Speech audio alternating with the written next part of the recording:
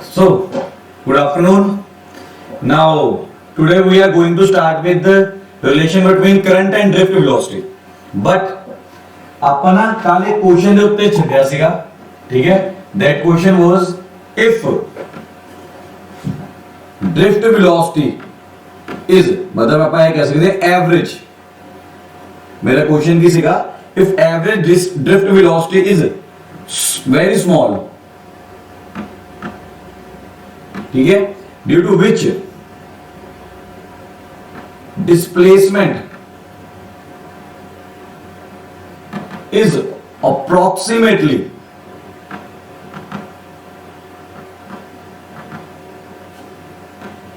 equal to zero है,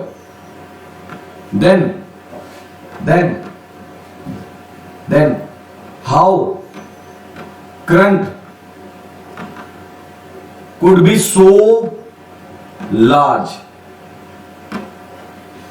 ठीक है, आपका कितना सीखा definition, we have discussed the definition that current is equal to rate of flow of charges. Current is equal to rate of flow of charges.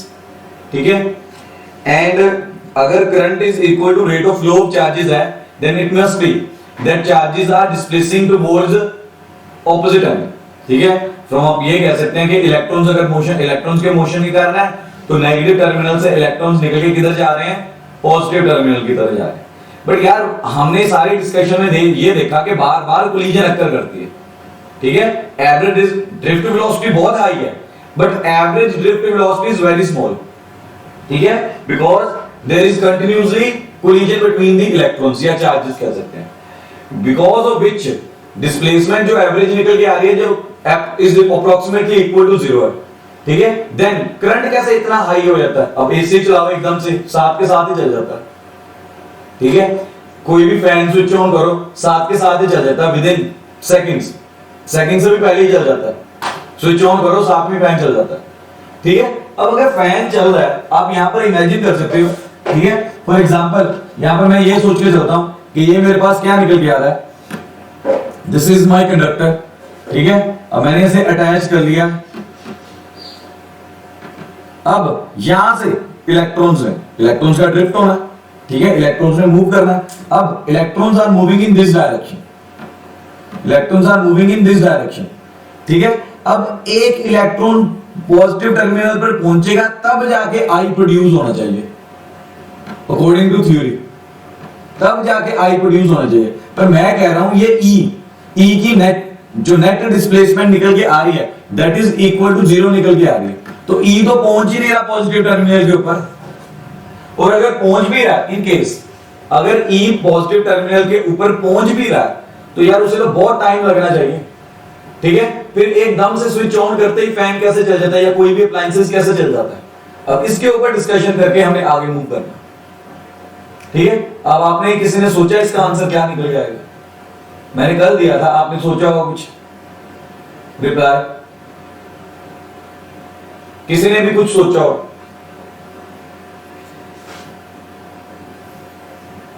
किसी ने, जसलीन, दमन, बबन, हलीम, कुछ सोचा हो? गुरकीर, कि आपके दिमाग में क्या चलता है जब यार इस क्वेश्चन को सुनते हो तो दिमाग में आता क्या, हरदम क्या आता है दिमाग में?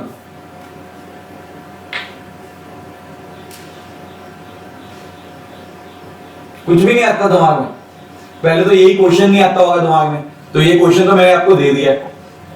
ठीक है, अब याद रखिएगा इनोवेटिव माइंड वो माइंड है जो क्वेश्चन सोच सके.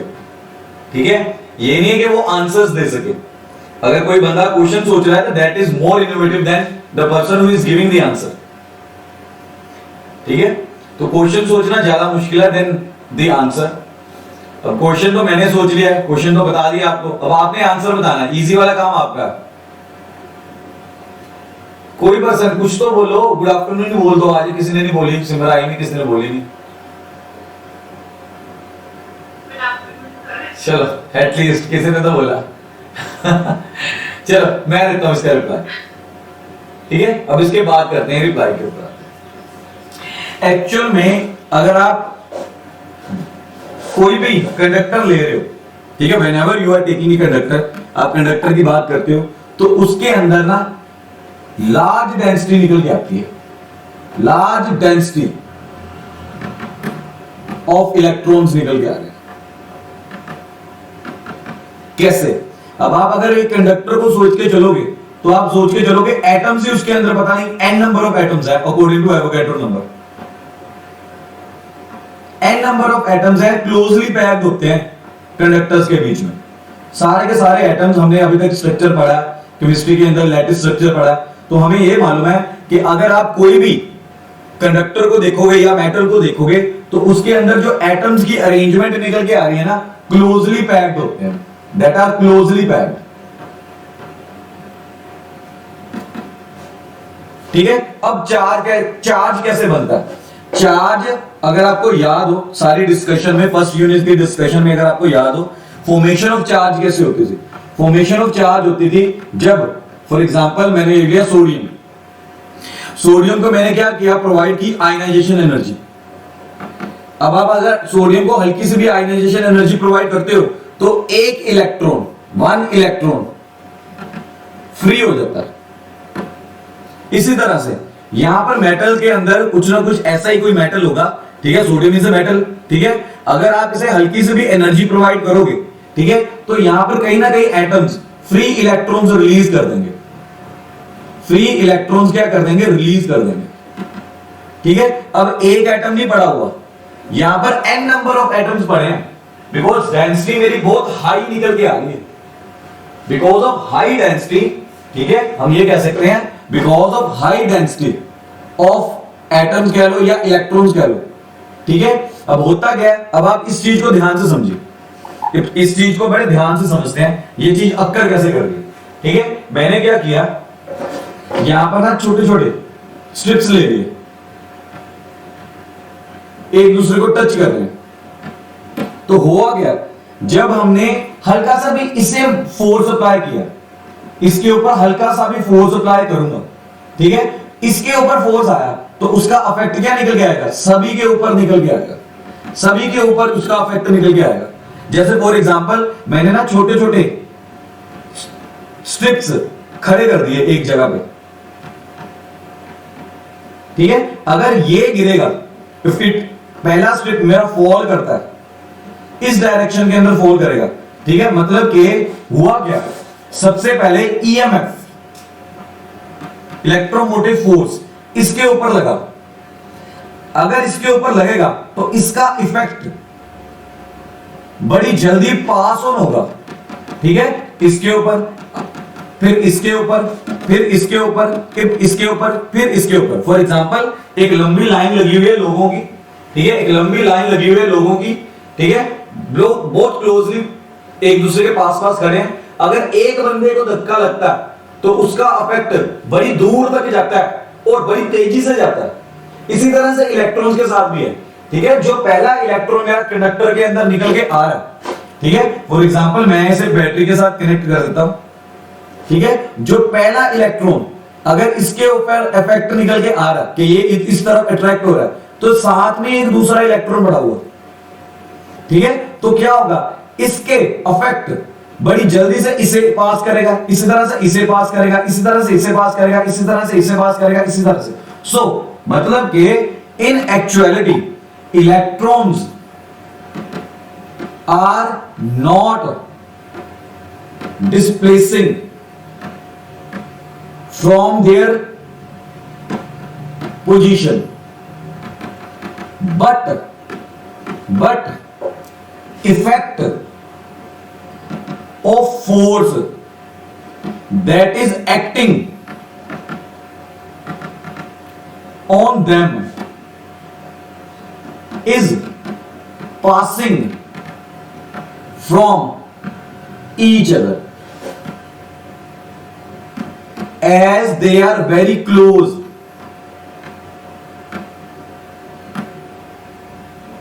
to each other, as they are very close to each other। ठीक है, अब करंट, जो करंट निकल के आ रहा है, current is the cause of this affect only. Current is cause of this effect। अब बात समझ में आ रही है क्या बोल रहा हूं?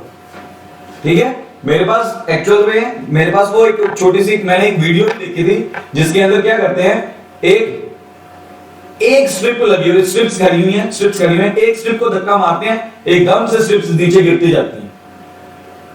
ठीक है, एकदम से बड़ी तेजी के साथ सारी स्ट्रिप्स गिरती जा रही है। ठीक है, इफेक्ट एक को लगा, फोर्स सिर्फ एक को लगाया, लेकिन स्ट्रिप्स एक दूसरे के पास पास खड़ी थी। ठीक है, जिसके कारण एक स्ट्रिप के ऊपर फोर्स लगा, वो दूसरी के ऊपर गिरी, दूसरी तीसरी के ऊपर गिरी, तीसरी चौथी के ऊपर गिरी, एंड इफेक्ट इतनी तेजी के साथ गिरने का नजर आ रहा है कि देख के बड़ा अच्छा लग रहा है। उसी तरह से इलेक्ट्रॉन्स के ऊपर भी पहले इलेक्ट्रॉन के ऊपर इफेक्ट निकल के आया, फोर्स निकल के आया, उसने हल्की सी डिस्प्लेसमेंट की, लेकिन एज सुन एज उसने डिस्प्लेसमेंट की, उसकी साथ में कोलिजन होगी दूसरे इलेक्ट्रॉन के साथ। जैसे ही दूसरे इलेक्ट्रॉन के साथ कोलिजन हुई, दूसरा इलेक्ट्रॉन कोलिजन करेगा तीसरे के साथ, एंड ये इफेक्ट इतनी तेजी के साथ जाता है। तेज क्यों इफेक्ट? बिकॉज डेंसिटी बहुत हाई है, क्लोजली पैक्ड है। ठीक है, और ये सारा इफेक्ट करते करते एक टर्मिनल से दूसरे टर्मिनल तक निकल के जाता है, कहीं ना कहीं मामूली स्मॉल डिस्प्लेसमेंट अक्कर करती है। ठीक है, ये अब याद रखनी है ये वैल्यू। सो मूविंग फर्दर, मैं अपने ओरिजिनल आर्टिकल के ऊपर आ रहा हूं, तो मेरे आर्टिकल के अंदर ये सारी बातें यूज होगी जो मैंने अभी बोली, ये मेरी सारी बातें यहां पर यूज होगी। सो relation between current and drift velocity में क्या निकल गया? अब जो इफेक्ट प्रोड्यूस किया, जो इफेक्ट की बात कर रहे थे, ईएमएफ ने क्या प्रोड्यूस किया? ईएमएफ ने ड्रिफ्ट वेलोसिटी प्रोड्यूस की थी। EMF has produced drift velocity. अब ये ड्रिफ्ट वेलोसिटी इफेक्ट की अगर मैं बात करूं, जो मैंने इफेक्ट बोला था वर्ड, ठीक है, वो इफेक्ट क्या प्रोड्यूस कर रहा है? Drift velocity. तभी हम ड्रिफ्ट वेलोसिटी का रिलेशन किसके साथ निकाल रहे हैं? अब करंट के साथ। सो जितनी भी डिस्कशन अभी तक मैंने की, जो रीजनिंग मैंने बोल के देने की कोशिश की है, अब हम उसका एक मैथमेटिकल रिलेशन निकालने की कोशिश करेंगे। ठीक है, जो बात मैंने अभी अपनी लैंग्वेज में समझाने की कोशिश की है, ठीक है, हाई डेंसिटी हो गया, इफेक्ट हो गया, ठीक है, अब उसका एक मैथमेटिकल रिलेशन ड्राइव करने जा रहे हैं। ठीक है, मेरा क्वेश्चन, ठीक है, अगर मेरी एक्सप्लेनेशन में अगर किसी को अभी भी कोई डाउट है तो प्लीज पहले क्वेश्चन पूछ लो, उसके बाद डेरिवेशन शुरू करेंगे। ठीक है, किसी के दिमाग में अगर कोई क्वेश्चन आ रहा है, कोई बात समझ में नहीं आई कि यार हाँ कुछ ऐसा होता है, ठीक है, मैं चाहता तो वो वीडियो भी बीच में डाल सकता था, मुझे अब समझाते हुए याद आ रहा है कि यार वो वीडियो हम ऐड कर सकते थे जिसमें स्ट्रिप्स गिर रही हैं। ठीक है, खैर मेरा माइंड भी आपने इमेजिन कर ही लिया होगा, बड़ी क्लास है, प्लस 2 क्लास है, प्लस 2 क्लास के बच्चे ने कहीं ना कहीं जरूर देखा होगा। ठीक है, जो मेरा दोबारा मैं पूछ रहा हूं आप सभी से, आस्था कोई डाउट? नाम लेके पूछ रहा हूं, आस्था, भवन, भवित, कोई डाउट? नहीं सर। चलो, गुरकीत, गुरलीन, गुरनीत, गुरनूर, कोई डाउट? नहीं सर। चलो, सारी एक्सप्लेनेशन समझ आ रही है? हरदमन, हरलीन, मनप्रीत, जसलीन, चलो ठीक है, मैं अभी इसके एक्सप्रेशन के ऊपर जा रहा हूं। जो एक्सप्लेनेशन हमने दी है, अब उसका एक मैथमेटिकल रिजल्ट दिखा रहे हैं। सो याद रखिएगा व्हाट इज फिजिक्स। और यहां पे मैं फिजिक्स का बड़ी अच्छी तरीके से, फिजिक्स क्या है? जब डेली लाइफ में कोई फिनोमिनन अक्कर कर रहा है, उस फिनोमिनन को जब मैं मैथमेटिकली एक्सप्रेस कर देता हूं, दैट इज फिजिक्स। अब आपके सराउंडिंग में ये इफेक्ट अक्कर कर रहा है, आपके घर आप जहां पे बैठे हो भी फैन ऑन होगा, लाइट ऑन होगी, इवन कि अपना मोबाइल भी, आप मोबाइल के ऊपर ये सारा आप लेक्चर देख रहे हो। ठीक है, तो ये सारे इफेक्ट, ठीक है, जो आपके नेचुरल सराउंडिंग में अक्कर कर रहा है, ठीक है, मैंने वो आपको एक्सप्लेन किया। अब उसकी एक्सप्लेनेशन को मैथमेटिकली ड्राइव करना इज नोन एज फिजिक्स। ठीक है, अब जो बच्चों ने तो मेडिकल रही है वो सोच के रखे थे कि यार मैथ से तो पीछा छूट जाएगा, तो याद रखिएगा मैथ से वैसे पीछा नहीं छूटा। ठीक है, physics is one of the form of maths. So क्या लिखेंगे? कंसीडर, लिख लो पहले ये सारा। Consider a conductor, consider a conductor of length L, of length L and uniform area of cross section.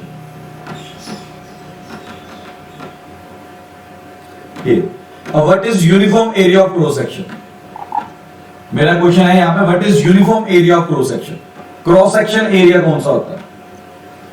Uniform मतलब same, area of cross section क्या होता है?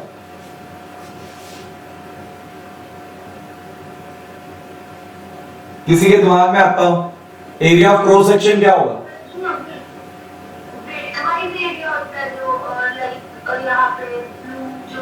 हाँ, मैंने यहाँ पर फिगर के अंदर दिखाने की कोशिश की है, जो मतलब आप अगर एक सिलेंडर को लेते हो, ठीक है, सिलेंडर लेने के बाद अगर आप उसके एक छोटी सी इमेज बनाओ फ्लोर के ऊपर उठाने के बाद, तो सर्कल निकल के आएगा। That circle is the cross sectional area. ठीक है, अब यहां पर मैंने वो क्रॉस सेक्शनल एरिया यहां पर दिखाने की कोशिश की है, ये ब्लू सर्कल के साथ। अब ये क्रॉस सेक्शनल एरिया क्या निकल के आ रहा है? आर। ठीक है, this is known as cross sectional area. आप कह सकते हो विड्थ भी कह सकते हो, अगर किसी सिलेंडर की विड्थ के साथ बात करें तो that is known as also width. ठीक है जी। देन अब याद रखिएगा, therefore volume of the conductor, therefore volume of conductor क्या निकल के आएगा? एल।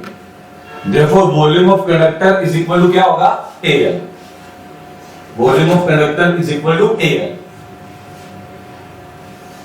ठीक है, अब बड़ा इंपॉर्टेंट है, जनरली बच्चा पता नहीं क्यों भूल जाता है इस बात को न्यूमेरिकल्स के बीच में।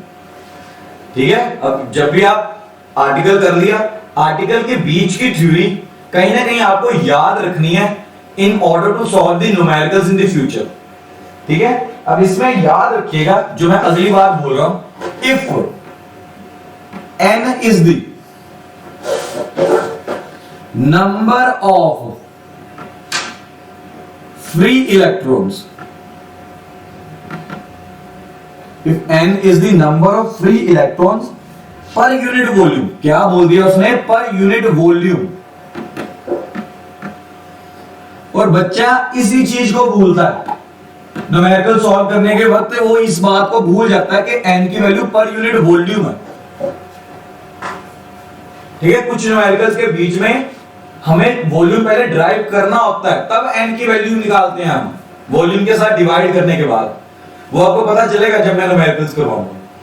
ठीक है, मैंने यही बताने की कोशिश की है कि ये बच्चा भूलता है, तो इस बात को आप कहीं ना कहीं अपनी कॉपी के ऊपर नोट्स बना रहे हो तो उसे स्टार डाल के लिखोगे, ये याद रखनी है ये बात। ठीक है, आगे, if E is charge of each electron, therefore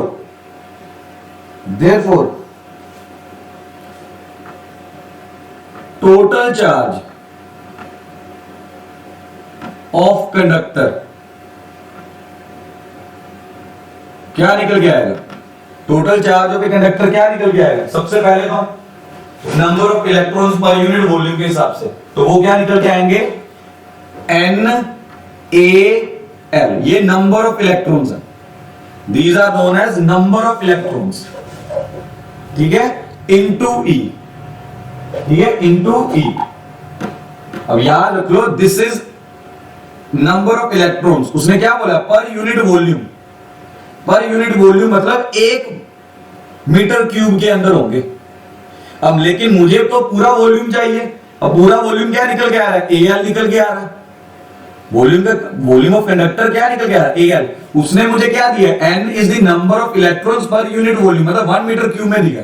लेकिन मुझे 1 मीटर क्यूब के लिए नहीं चाहिए ना, मुझे तो AL वॉल्यूम के लिए चाहिए, तो यूनिटरी मेथड के हेल्प के साथ।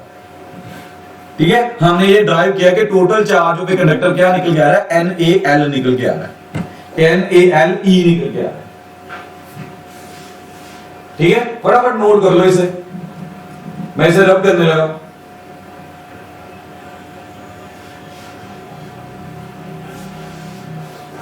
ठीक है, इतना नोट कर लिया। मूविंग फर्दर, अब साथ में चल रहे हैं, रब कर रहा हूं इसे, साथ में चल रहे हैं। ठीक है, अब कंटिन्यू है आर्टिकल। अभी अब हमने क्या किया, let a constant potential difference, let a constant potential difference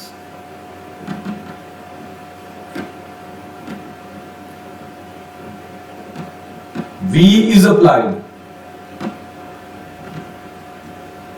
across conductor, ठीक है, across conductor,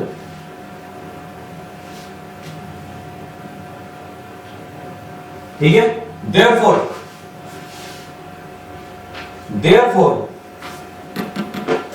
electric field setup, ठीक है, वो क्या निकल के आएगी, E is equal to V upon L।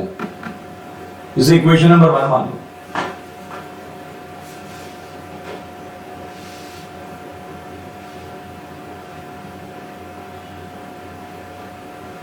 ठीक है। इलेक्ट्रिक फील्ड मेरे निकल के आ गई। अब ये इलेक्ट्रिक फील्ड क्या करेगी, हमने पीछे ड्रिफ्ट वेलोसिटी का आर्टिकल किया, ड्रिफ्ट वेलोसिटी के आर्टिकल के बीच में हमने क्या पढ़ा था कि इलेक्ट्रिक फील्ड क्या करती है, फोर्स अप्लाई करती है, फोर्स के हेल्प के साथ एक्सेलरेशन प्रोड्यूस होती है, और वो एक्सेलरेशन क्या प्रोड्यूस करती है, ड्रिफ्ट वेलोसिटी प्रोड्यूस करती है। हमने कल ही किया ये आर्टिकल, ठीक है। ड्यू टू, तो क्या लिखेंगे, due to this field a drift velocity Vd, साथ में लिख लो, is set up in electrons, setup की जगह लिख लो डेवलप लिखो यहां पर, develop in electrons of a conductor, electrons of a conductor,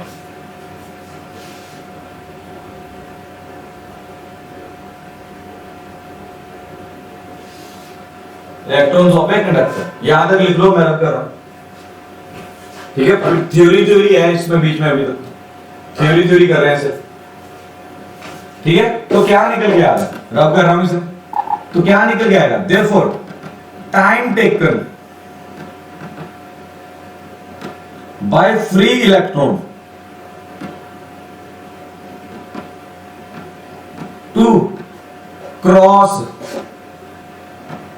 length of conductor।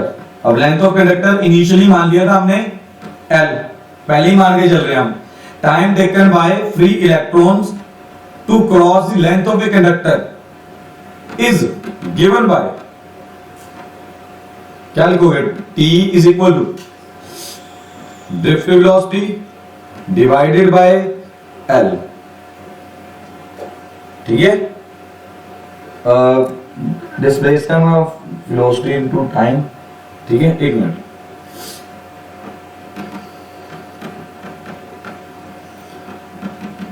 L upon V D है,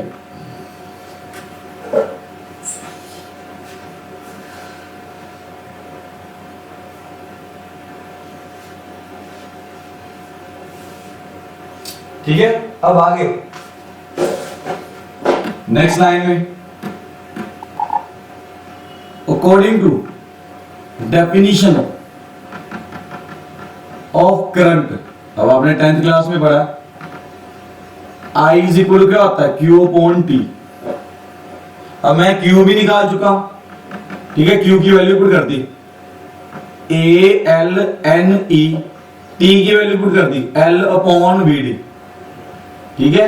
तो यहां पर क्या निकल के आ रहा है, मेरा यहां पर क्या निकल के आ रहा है, L की L के साथ कटिंग हो रही है, तो I इज इक्वल टू क्या आ रहा है, ALNEVD,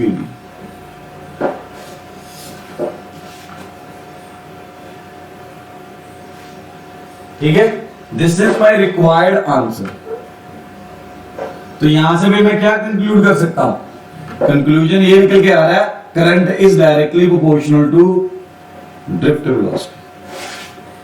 current is directly proportional to drift velocity, but अगर एवरेज ड्रिफ्ट वेलोसिटी कम है तो याद रखिए, तो वो किसके ऊपर डिपेंड कर रहा है, एट द सेम टाइम किसके ऊपर डिपेंड कर रहा है, एन के ऊपर भी डिपेंड कर रहा है, वॉल्यूम के ऊपर भी डिपेंड कर रहा है। ठीक है, एन क्या, बहुत लार्ज है, एन यहां पर क्या है, बहुत लार्ज है। ठीक है, N is the number of electrons per unit volume, small N है, इसकी वैल्यू क्या है, number of electrons per unit volume, and वो एवोगैड्रो नंबर से भी ज्यादा है। ठीक है, सॉरी एल नहीं आ रहा, एल की कटिंग हो गई,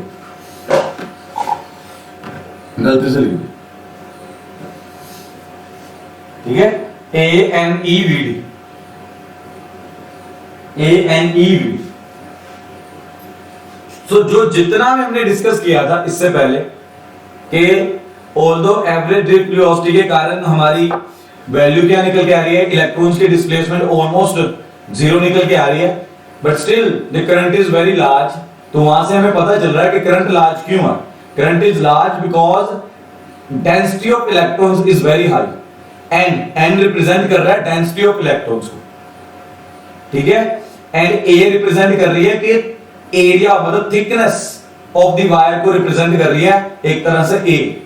ठीक है, अब आपने पहले ही पढ़ा हुआ ग्रेटर द थिकनेस, अब आप अगर देखो एसी, एसी की वायर अलग से निकल के आती है, and that wire is really thick, मोटी बहुत होती है वो वायर। ठीक है, क्योंकि उसने हाई करंट को विड्रॉ करना है, हाई करंट विड्रॉ करने का एक तो हमें पता चलता है कि एरिया ऑफ क्रॉस सेक्शन क्या चाहिए, वायर का बड़ा चाहिए। तो यहां से निकल के आ रहा है कि area of cross section of wire क्यों बड़ा चाहिए, ज्यादा करंट चाहिए तो एरिया ऑफ क्रॉस सेक्शन ज्यादा चाहिए, स्मॉलर करंट चाहिए। फॉर एग्जांपल अगर आप मोबाइल का भी चार्जिंग कर रहे हो तो उसकी वायर को टच करके देखो कितनी स्मॉल थिकनेस है उसकी। ठीक है, so this is the final answer. अब अगर इसके ऊपर कोई क्वेश्चन है तो पूछो। चलो मैं अब कर रहा हूं, मैं आगे बढ़ रहा हूं, नोट कर लिया सभी ने, स्क्रीनशॉट ले लो फटाफट, आगे बढ़ रहा हूं। ठीक है, चलो मूविंग फर्दर, अगर मैं इससे आगे बढ़ता हूं तो मेरे पास निकल के आ रहा है अगला topic, electrical resistance. Electrical resistance, ठीक है, इसे क्या बोल सकते हैं, property of a material to obstruct the flow of current. ठीक है, property of a material to obstruct the flow of current. मैंने फिगर के अंदर शो करने की कोशिश भी की है कि वोल्टेज क्या कर रही है, वोल्टेज इलेक्ट्रॉन्स को मूव करवा रही है, बट कहीं ना कहीं कोई एक ऐसी चीज निकल के आ रही है जो इलेक्ट्रॉन्स के मोशन को स्टॉप करने की कोशिश कर रही है। ठीक है, अब जो यहां पर, चलो ये तो एक वर्चुअल फिगर है, ऐसा कुछ नहीं अकर नहीं कर रहा होगा वायर के अंदर। ठीक है, वायर के अंदर अब हमने यही देखना है कि जो वायर के अंदर एक्चुअल में अकर करना है, हमने वो डिस्कस करना है। ये तो इफेक्ट है जो हमें दिखा, हमें महसूस हो रहा है इफेक्ट कि यार हाँ यार करंट पूरी तरह से फ्लो नहीं कर रहा।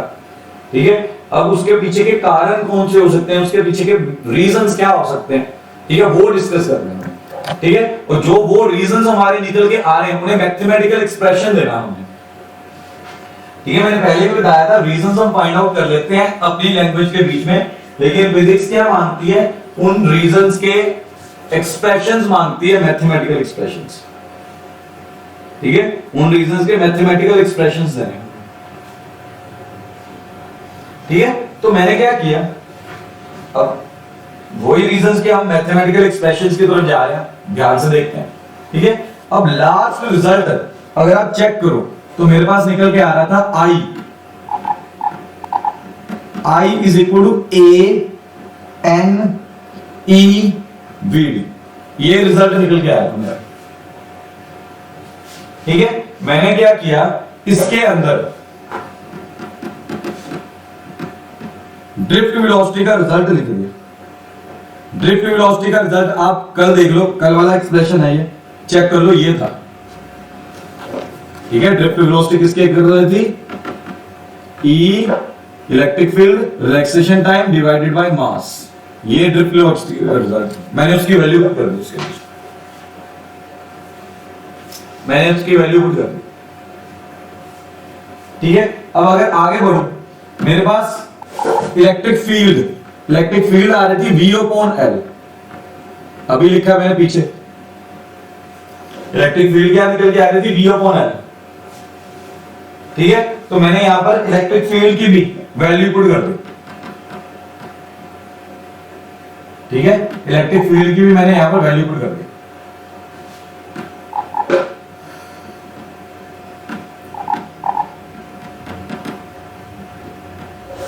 A/N/E, ठीक है, E स्क्वायर लिख देता हूं, ये टाउ अपॉन m, ये मैंने इलेक्ट्रिक फील्ड की वैल्यू साथ में पुट कर दी V/L। इलेक्ट्रिक फील्ड की direction value, sorry, mathematical expression.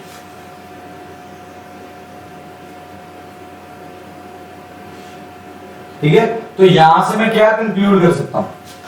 यहां से मैं कंक्लूड कर सकता हूं ये चीज देखो आप, ये। ठीक है, तो फिर मैं इसे कैसे लिख सकता हूं? मैं इसे यहां पर लिख रहा हूं I/V is equal to A/N/E square tau upon m। ठीक है,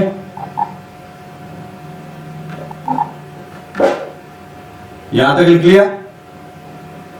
अब इसका रेसिप्रोकल ले लिया।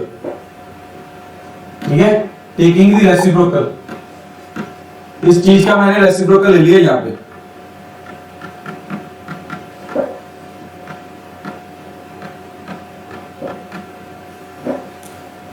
Then according to Ohm's law, 10th class में पढ़ा हुआ है आपने। According to Ohm's law V/I क्या होता है? R। V/I क्या होता है? R। तो R मेरा किसके इक्वल आ रहा है? ये L भी आना चाहता हूं। ठीक है, तो R मेरा किसके इक्वल आ रहा है? ML upon A/N/E square tau. So this is the mathematical expression of the resistance, where R is the resistance। ये हमने जूनियर क्लासेस में पढ़ा। अब R के ऊपर बात करेंगे अभी आगे चल के। फिलहाल R का हमने पहले, ठीक है, थ्योरी डिस्कस करने से पहले हमने R का क्या फाइंड आउट कर लिया? मैथमेटिकल एक्सप्रेशन फाइंड कर लिया। कैसे फाइंड किया? With the help of current. जो रिजल्ट हमने पीछे ड्राइव किया था उसकी हेल्प से फाइंड कर।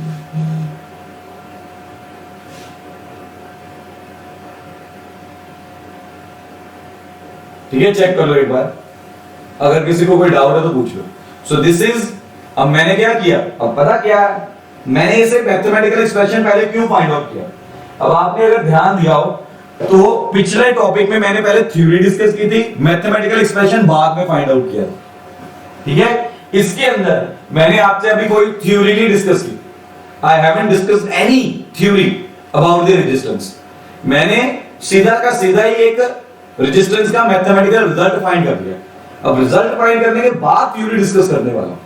उसका रीजन ये निकल के आ रहा है, कहीं ना कहीं जूनियर क्लासेस के अंदर आपने ओम्स लॉ पढ़ा। ओम्स लॉ में आपको मालूम है कि वहां से रेजिस्टेंस के ऊपर थोड़ी बहुत थ्योरी आप डिस्कस करके आए हुए।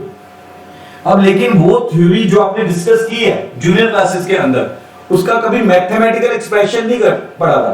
तो मैंने आपको ये बताया कि जो जूनियर क्लास में आपने थ्योरी डिस्कस किया उसका मैथमेटिकल एक्सप्रेशन अभी ये निकल के आ रहा है। अब ये मैथमेटिकल एक्सप्रेशन को मैं और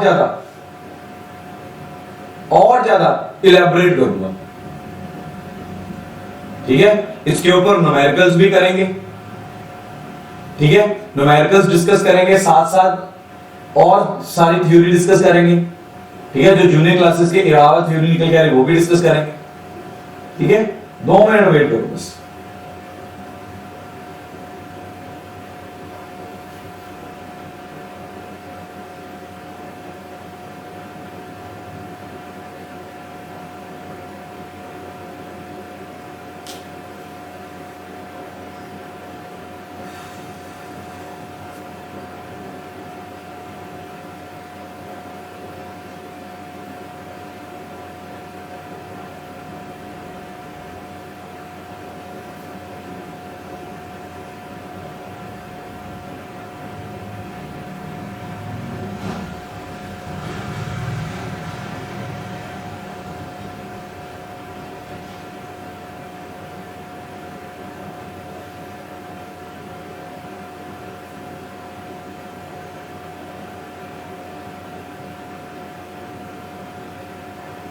नोट कर लिया है ये सारा? अब मैं थ्योरीज के डिस्कस करने लगा हूं आपके साथ कि रेजिस्टेंस की थ्योरी क्या निकल के आ रही है। मैथमेटिकल एक्सप्रेशन की हेल्प के साथ ही थ्योरी डिस्कस करेंगे। मींस इससे पहले जो हमने थ्योरी डिस्कस की हुई है जूनियर क्लासेस के बीच में, ठीक है, अब उस चीज को यूज करके मैंने मतलब उस चीज को मैंने मैथमेटिकल एक्सप्रेशन की फॉर्म के अंदर रिप्रेजेंट कर दिया आपके सामने। लेकिन अब थ्योरी को एक्सटेंड करते हैं और ज्यादा लेवल के ऊपर, ठीक है, प्लस 2 के लेवल के ऊपर थ्योरी को डिस्कस करने की कोशिश करते हैं। अब प्लस 2 के लेवल पे जब आप थ्योरी को डिस्कस करते हो तो आपको पता चलता है कि थ्योरी बहुत अच्छे तरीके से डिस्कस होती है with the help of this mathematical expression, ठीक है। अब मैं यही मैथमेटिकल एक्सप्रेशन उठा के थ्योरी को डिस्कस करने लगा हूं आपके साथ, ठीक है। चलो आओ समझते हैं, इस बात को ध्यान से समझो।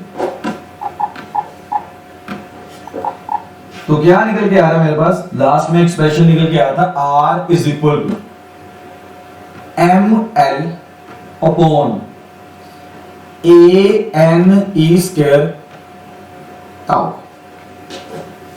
ANE स्क्वायर टाउ, ठीक है। अब रेजिस्टेंस क्या था, which stops the flow of electrons, which stops the flow of electrons, उसे क्या बोलते हैं हम, रेजिस्टेंस बोल देते थे, ठीक है। अब अगर ओम्स लॉ को डिस्कस करें, सबसे पहले मैं 10th क्लास की थ्योरी को डिस्कस कर रहा हूं आपके साथ। ओम्स लॉ को डिस्कस करें तो वहां पर कैसे निकल के आता था, current is directly proportional to V provided physical conditions. अब अगर डेफिनेशन के बीच में अगर बच्चा फिजिकल कंडीशन वाला वर्ड नहीं लिख के आता तो टीचर उसका डेफिनेशन गलत कर देता, ठीक है। अब मैं उसकी डेफिनेशन को भी साथ में एक्सप्लेन करूंगा ये वाले रिजल्ट की हेल्प के साथ। अब ये सारी थ्योरी जो हमारी निकल के आ रही है, डिस्कशन निकल के आ रही है, इसी रिजल्ट के ऊपर निकल के आ रही है, ठीक है। अब ओम्स लॉ कहता है current is directly proportional to voltage, बाद में हम कैसे लिख देते हैं, V is directly proportional to I, और इक्वालिटी का साइन लाने के लिए क्या देते हैं, R कह देते हैं, where R is the resistance। और रेजिस्टेंस आज हमने प्लस 2 क्लास में ड्राइव किया कि ये किसके ऊपर निकल के आ रहा है, ML upon ANE square upon tau,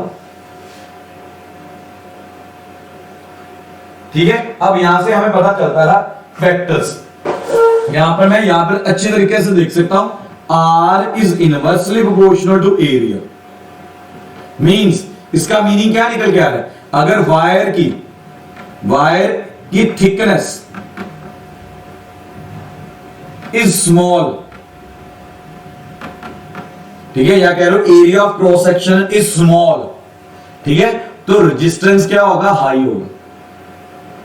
पतली वायर का रेजिस्टेंस ज्यादा हाई होता है, इसलिए एसी की वायर, हम चाहते हैं एसी ने ज्यादा करंट विड्रॉ करना है, ठीक है, तो मैं चाहता हूं कि ज्यादा से ज्यादा करंट आए एसी के पास।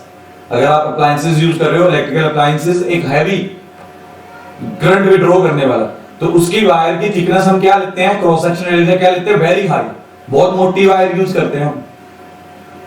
तो वायर की थिकनेस इंक्रीज करने से एक्चुअल में हम क्या कर रहे हैं, रेजिस्टेंस डिक्रीज करने की कोशिश कर रहे हैं, ठीक है। इंजीनियर्स क्या कर रहे हैं, इलेक्ट्रॉनिकल इंजीनियरिंग जिन्होंने की हुई है उन्हें मालूम है कि रेजिस्टेंस डिक्रीज करना तो एरिया अपनी तरफ से क्या कर दो, इंक्रीज कर दो।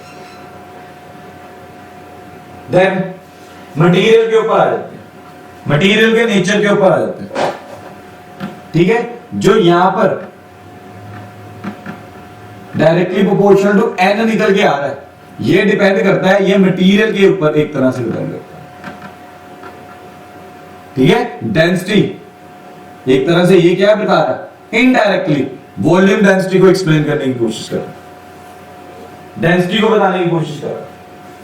तो ये कहीं ना कहीं मेरा जो N यहां पर निकल के आ रहा है, on different materials have different density, तो ये N कहीं ना कहीं जो है मेरा डेंसिटी को एक्सप्लेन करने की कोशिश कर रहा है, तो वो मटेरियल के नेचर के ऊपर डिपेंड करता है। फॉर एग्जांपल मैं बताता हूं आपको, मेरे इलेक्ट्रीशियन ने क्या किया घर पे, उसने जब वहां यहां पर वायरिंग का काम चल रहा था तो उसने दो तरह के मेरे पास मंगवाए बंडल्स, एक कॉपर वायर के मंगवाए, एक एल्युमिनियम वायर के मंगवाए।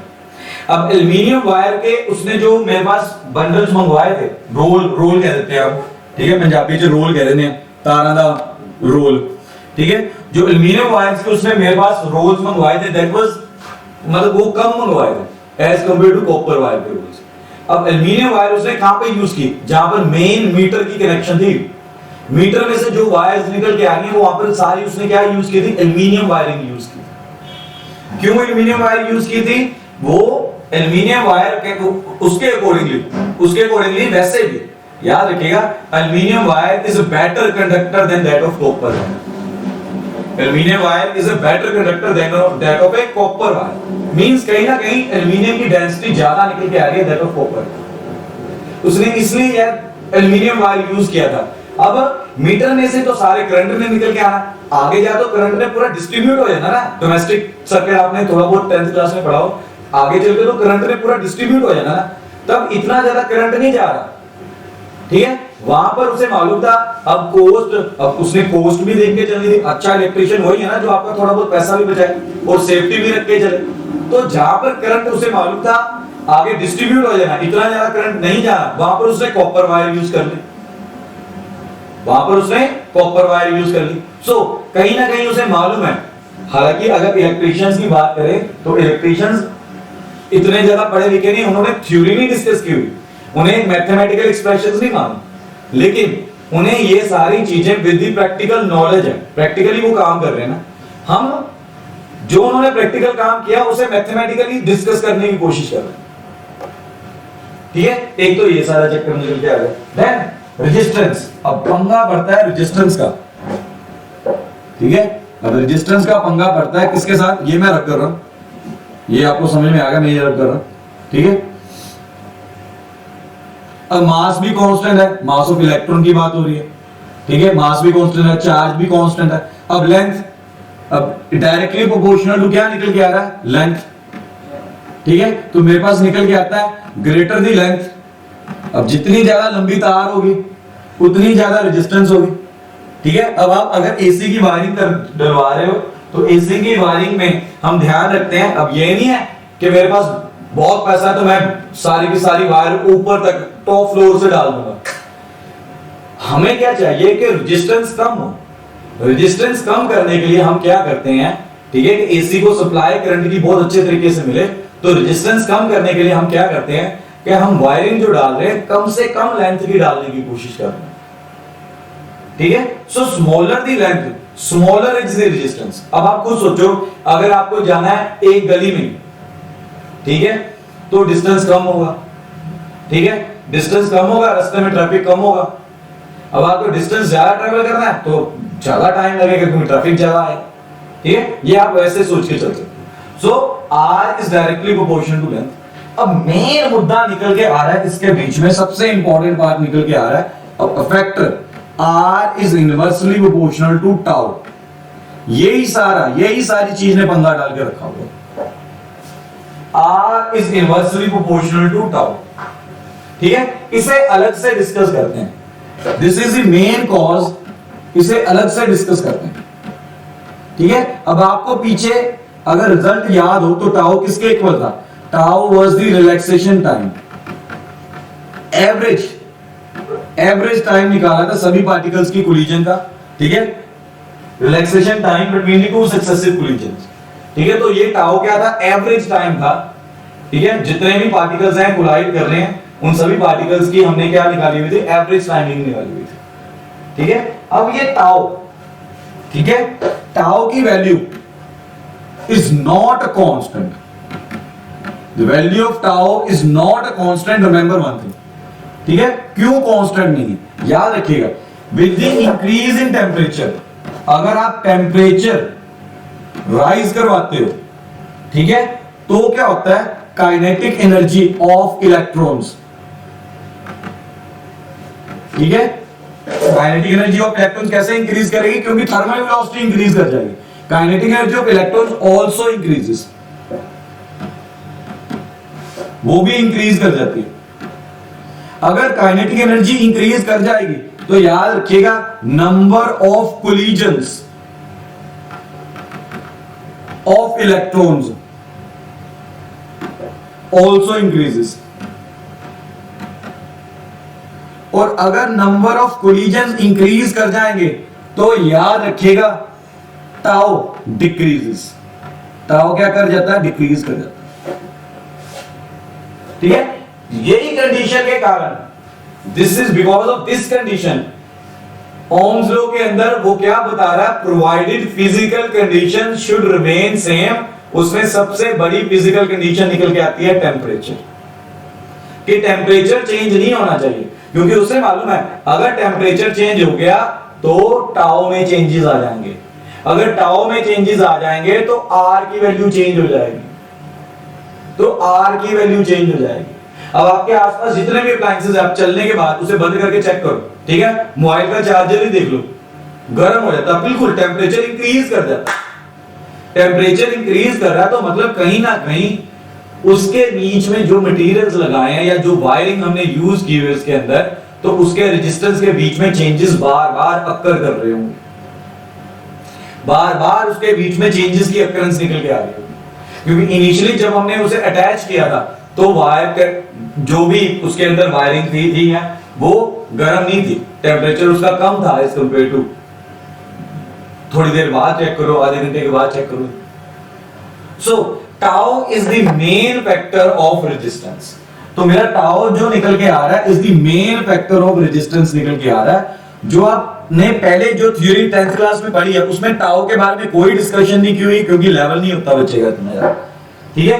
तो फिजिकल कंडीशंस को बच्चा टीचर एक्सप्लेन नहीं कर पाता अच्छे तरीके से। +2 क्लास में जब टाउ को रीड कर लेता बच्चा, तब उसे समझ में एक्चुअलिटी में आता कि यार व्हाट इज फिजिकल कंडीशंस क्या होती हैं। सो हमने क्या किया, आज हमने फाइंड आउट किया कि relation between current and drift velocity, उसकी थ्योरी को डिस्कस किया, बाद में उसकी थ्योरी को हमने मैथमेटिकल एक्सप्रेशन दे दी।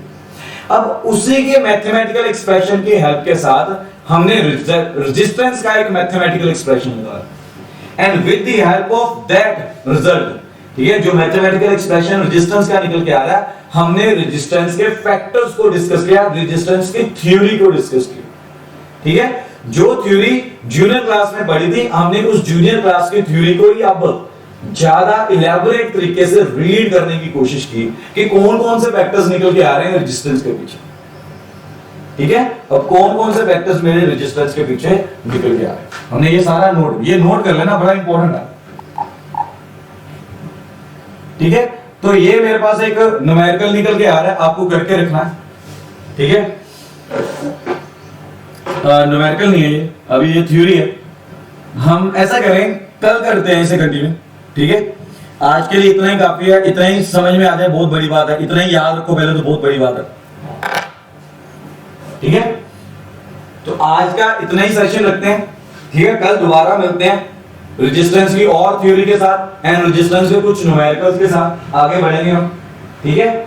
अब याद रखो, जब हम मेरे पास ना मैं अगर बात करूं ऑनलाइन लेक्चर्स की, अगर ऑनलाइन लेक्चर्स हो या चाहे वैसे भी लेक्चर्स हो, ठीक है, ऑफलाइन लेक्चर्स भी हो, तो प्रॉब्लम कहां निकल जाती है, टीचर कभी कभी ना ये नहीं देखता कि बच्चे को इससे ज्यादा करवाना है कि कम करवाना।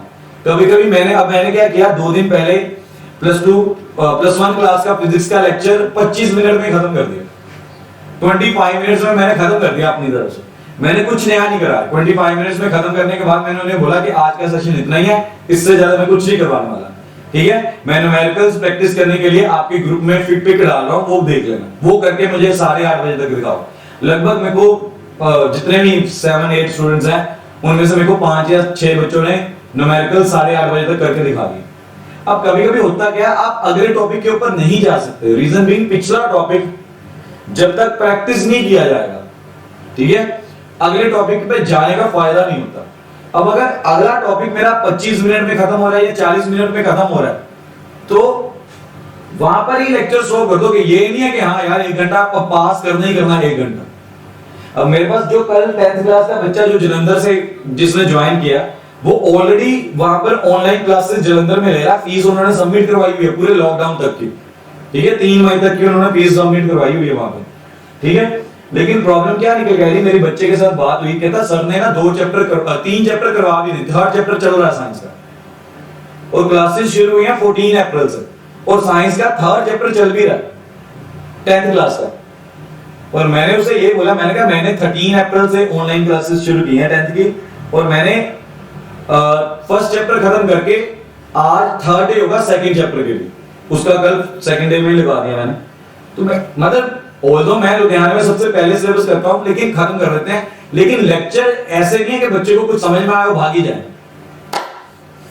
ठीक है। तो ये बात को समझिएगा कि आज जो डिस्कस किया ये रिवाइज जरूर 2 मिनट लगा के या 3 मिनट लगा के या 5 मिनट लगा के एज पर स्टूडेंट एक बार पूरा पीछे वाले पेजेस सारे देख लेना, रिवाइंड करके देखना अपने माइंड में कि मैंने क्या क्या बातें बताई। अगले टॉपिक के ऊपर उसके बाद आएंगे, क्योंकि ये बातें पहली बार की हैं, कॉम्प्लेक्स है, थोड़ी सी कॉम्प्लेक्स है। फर्स्ट टाइम करेंगे तो कॉम्प्लेक्स है, बाद में तो बहुत इजी लगती है, ठीक है। So make me a promise कि ये एक बार रिपेयरिंग करके आगे बढ़ेंगे, क्योंकि नई चीज